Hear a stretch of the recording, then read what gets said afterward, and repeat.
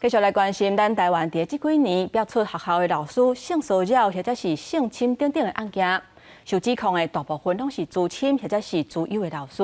而且这犯案的时间甚至是超过10年，受害学生是算袂清。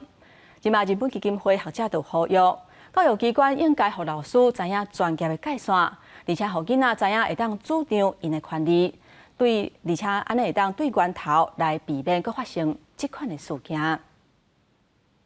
台顶斟酌分析个案，台湾今年陆续有学校老师不当行为风爆出来，犯案的时间大部分拢超过10档以上。日本基金会26透早伫中山大学举办主动学校宽赦性侵研讨会，超过100个老师家长参加，要了解安怎预防。 通常都会体罚跟言语羞辱学生非常严重，有都在家里面有家教，或者是私下又在开补习班，好，然后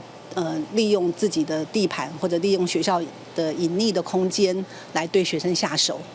很多都是资深优良教师。林本表示，真侪不同的老师拢有长期不当体罚的行为，要揭发事件的困难点，除了有校方、地方人士对老师的包庇。 因为多数学生受害的时阵年岁拢真细汉，老师会用介意，也是爱来包装行为，让学生真歹发觉家己当地受不当的对待。我在跟老师互动的时候，为什么我觉得不舒服？